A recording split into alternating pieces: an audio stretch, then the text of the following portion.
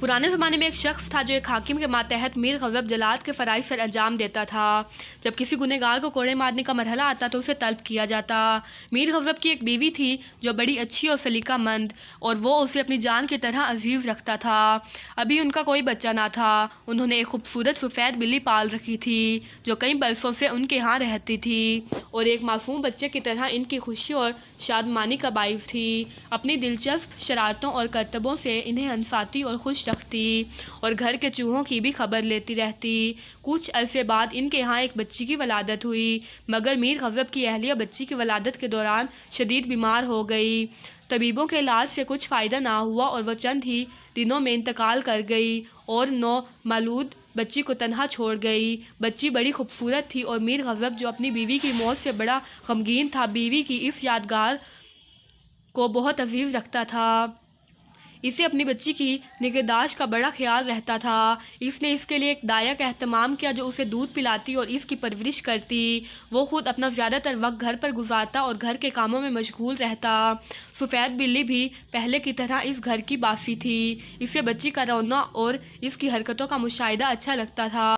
एक माह गुजर गई और रफ्ता रफ्ता बिल्ली इस बच्ची से मानूस हो गई। वो अपनी उछल कूद और शरारतों से बच्ची को हंसाती। जब इसने देखा कि इसकी दिलचस्प और अनोखी हरकतों से अहल खाना खुश होते हैं तो ख़ुद भी इसे बहुत खुशी होती और इत्मीनान मिलता अपनी होशमंदी के साथ जो आम तौर पर हैवानों में पाई जाती है।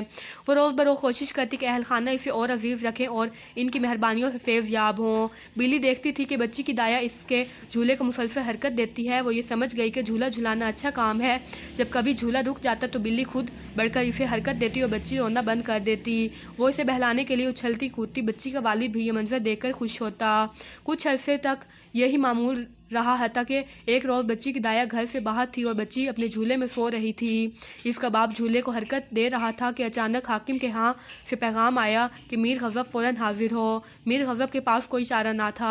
इसने फ़ौरन लिबास तब्दील किया, ताज़ियाना और तलवार हाथ में ली, बिल्ली को गहवारे के पास लाया और इसे हरकत दी। बिल्ली समझ गई कि अब ये फ़र्ज़ इसे बजा लाना है। इसने झूले को हरकत देना शुरू की और मीर गज़ब घर से निकला कि अपना फ़र्ज़ बजा लाए। बिल्ली झूला झुला रही थी और अभी चंद लम्हे ही गुजरे थे कि एक काला नाग कोयलों के ढेर के अंदर छुपा हुआ था बाहर निकला और वहां से कमरे में घुस गया। वो चाहता था कि किसी तरह झूले में दाखिल हो जाए।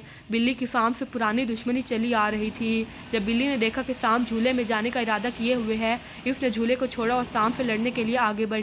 क्योंकि बिल्ली को ये बात मालूम थी कि सांप जब भी किसी बिल्ली को काटना चाहता है तो पहले उसकी नाक के इस हिस्से पर डंक मारता है जिस पर बाल नहीं होते। चनांचा उसने अपना एक हाथ अपनी नाक पर रखा और घराती अपनी गैज़ो गज़ब का इज़हार करती खुरखुर की आवाज़ निकालती और नीचे लहराती सांप से लड़ने लगी। अब सांप और बिल्ली की जंग का आगाज़ हो गया। के पंजे मुसलसल सांप के बदन पर पड़ रहे थे और उसे जख्मी कर रहे थे। सांप ने भी बिल्ली के जिस्म को अपने शिकंजे में कस लिया।